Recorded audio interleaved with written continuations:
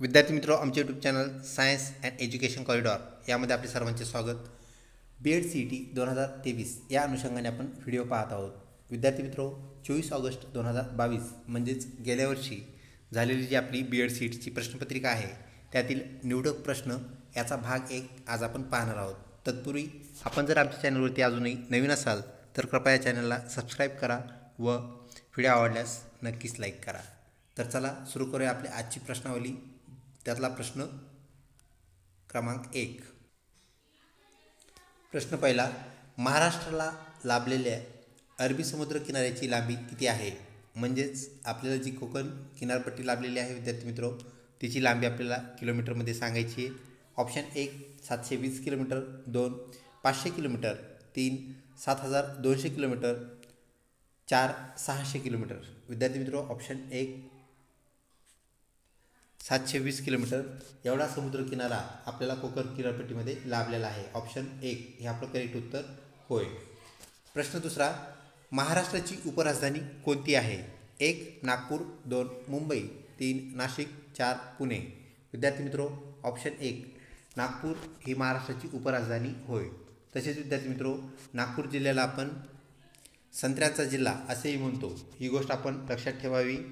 त्यानंतर पुढचा प्रश्न, ध्वनीची तीव्रता मोजण्याचे परिमाण कोणते? तर विद्यार्थी मित्रों, हे परिणाम नाही आहे, परिमाण आहे।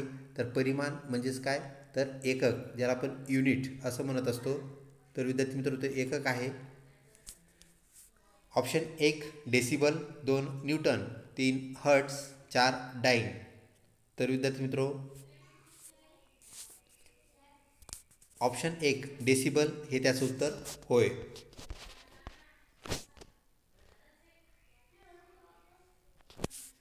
त्यानंतर पुढचा प्रश्न, जन गण मन हे गीत कोणी लिहिले? 1 रवींद्रनाथ टागोर, 2 विनोबा भावे, 3 राग गडकरी, 4 साने गुरुजी।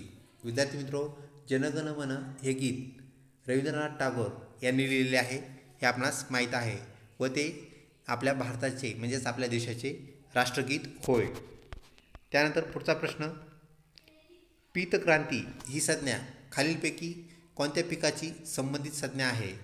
1 धान्य पिकाची, 2 तेलबियांची, 3 दुधाची, 4 माशांची। तर विद्यार्थी मित्रों, ऑप्शन 2 तेलबिया, ज्यांना आपण ऑइल सीड असं म्हणत असतो, म्हणजे ज्या बियापासून आपल्याला तेल निघते किंवा काढता येते तर त्यांना आपण तेलबिया म्हणतो।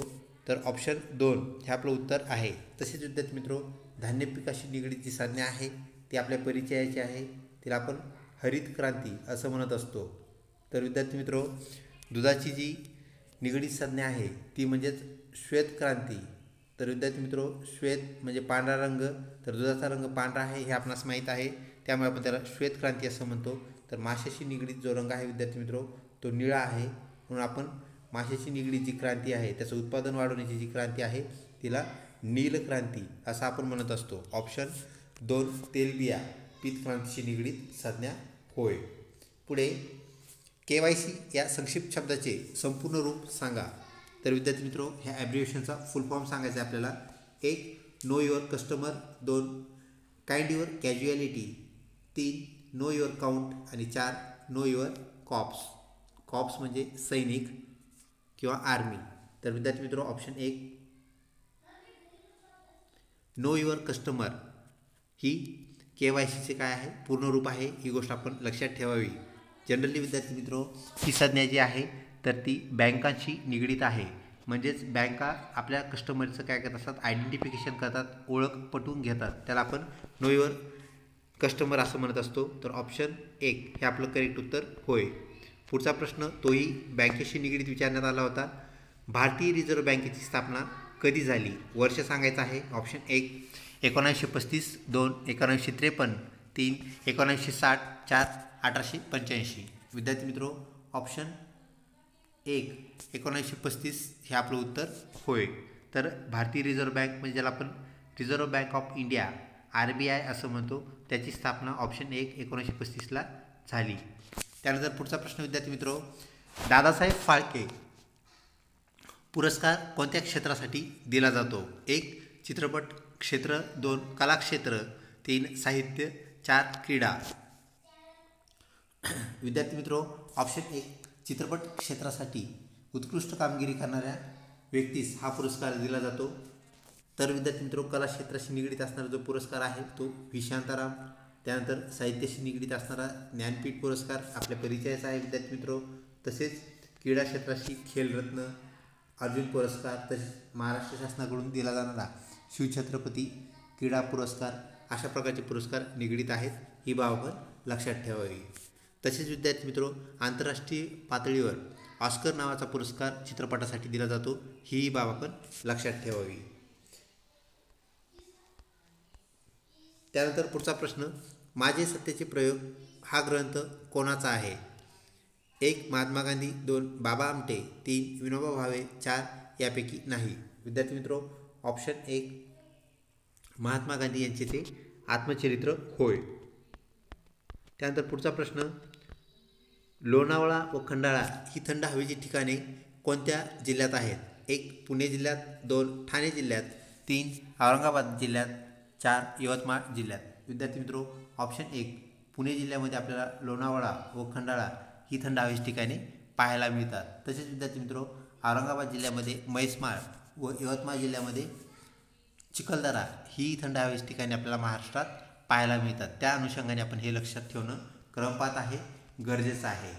त्यानंतर विद्यार्थी मित्रो, पुढचा प्रश्न, जपान या देशाच्या संसदगृहास काय म्हणतात? 1 लोकसभा, 2 असेंब्ली, 3 डाएट, 4 सिनेट. विद्यार्थी मित्रो, ऑप्शन 3 डाएट असा आपण जपान देशाच्या संसदेस म्हणतो.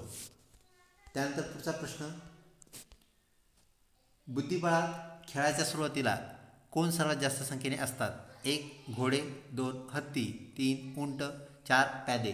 तर विद्यार्थी मित्रो, ऑप्शन 4 प्यादे हे सर्वाधिक संख्येने आपल्याला पाहायला मिळतात. आपणास माहीत आहे विद्यार्थी मित्रो, बुद्धिबळाच्या खेळामध्ये एका साईडला 2 घोडे, त्यानंतर ऑपोजिट साईडला 2 घोडे, त्यानंतर विद्यार्थी मित्रो हत्ती जे आहेत, हत्तीचं पण तसंच आहे, दोन्ही साईडला 2-2 हत्ती आपल्याला पाहायला मिळतील. उंट पण दोन्ही साईडला 2-2, म्हणजे ह्या सगळ्यांची संख्या 4च ठरते. तर विद्यार्थी मित्रो, आपल्याला माहीत आहे प्रत्येक सोंगटीच्या पुढे 1 प्यादे असते, म्हणजेच 8 प्यादे आपल्याला एका साईडला, म्हणजेच आपल्याला एकूण 16 प्यादे पाहायला मिळतात. म्हणजेच बुद्धिबळाच्या पटावर 16 प्यादे असतात, तर त्यांची संख्या 16 ही होय.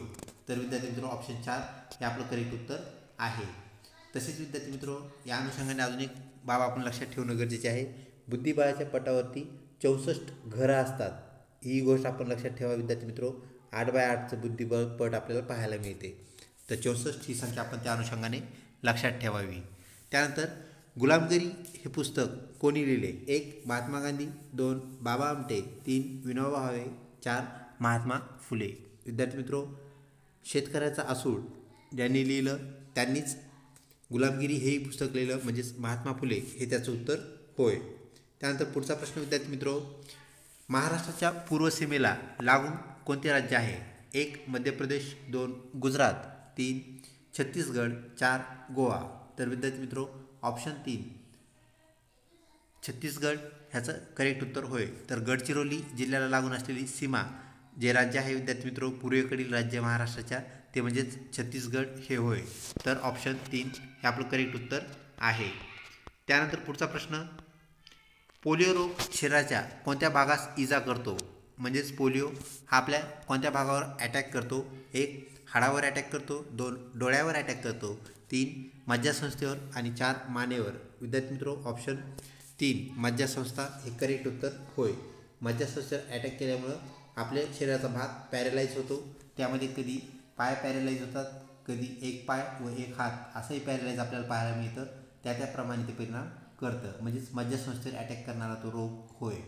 त्यानंतर पुढचा प्रश्न, पितळखोरे लेण्या कोणत्या जिल्ह्यात आहेत? 1 पुणे जिल्ह्यात, 2 ठाणे जिल्ह्यात, 3 औरंगाबाद जिल्ह्यात आणि 4 यवतमाळ जिल्ह्यात. विद्यार्थी मित्रो, औरंगाबाद जिल्ह्यामध्ये आपल्याला पितळखोरे लेण्या पाहायला मिळतात. तसेच आपणास माहीत आहे वेरूळ व विद्यार्थी मित्रो अजिंठा ह्या ज्या लेण्या आहेत त्याही आपल्याला ह्याच जिल्ह्यामध्ये, म्हणजेच औरंगाबाद जिल्ह्यामध्ये पाहायला मिळतात. तर अजिंठा, वेरूळ, पितळखोरे तिन्ही लेण्या विद्यार्थी मित्रो औरंगाबाद जिल्ह्यामध्ये आहेत, हे आपण लक्षात ठेवावे. त्यानंतर पुढचा प्रश्न, खालीलपैकी कोणता एक यशस्वी शिक्षक बनण्यास मदत करते? करेल? तर विद्यार्थी मित्रो ऑप्शन 1 समाजशास्त्र, 2 तत्त्वज्ञान, 3 शैक्षणिक मानसशास्त्र, 4 वरील सर्व. विद्यार्थी मित्रो प्रत्येक विषयाला सारखं वॅटेज असतं हे आपण विसरू नये. तसेच विद्यार्थी मित्रो गुणही सारखेच असतात, म्हणजे प्रत्येक विषय सारखाच महत्त्वाचा आहे. समाज घडवण्यामध्ये म्हणजेच विद्यार्थी घडवण्यामध्ये प्रत्येक विषयाचा सहभाग असतो, वाटा असतो. म्हणून वरील सर्व हे आपलं उत्तर होय.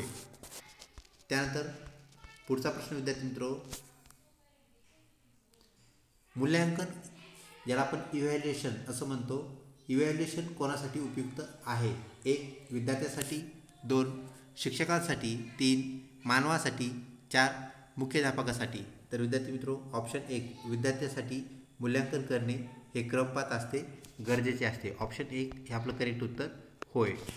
त्यानंतर पुढचा प्रश्न, लिंबाच्या रसामध्ये कोणते जीवसत्व मोठ्या प्रमाणात असते? 1 अ जीवनसत्व, 2 ब जीवनसत्व, 3 क जीवनसत्व आणि 4 ड जीवनसत्व. विद्यार्थी मित्रो ॲस्कॉर्बिक ॲसिड म्हणजेच व्हिटॅमिन सी ज्याला आपण म्हणत असतो, ऑप्शन 3 जीवनसत्व क हे लिंबाच्या रसामध्ये आपल्याला पाहायला मिळते.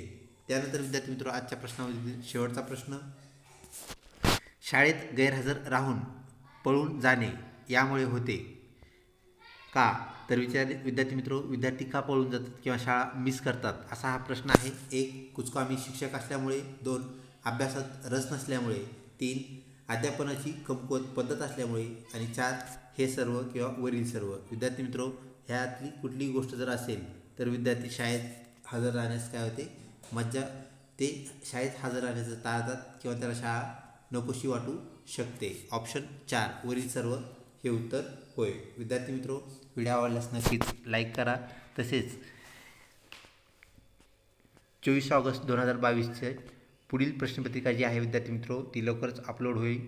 ती आपल्याला अभ्यासासाठी निश्चितच लाभदायी ठरेल. तर आमच्या चॅनलला कनेक्ट राहा.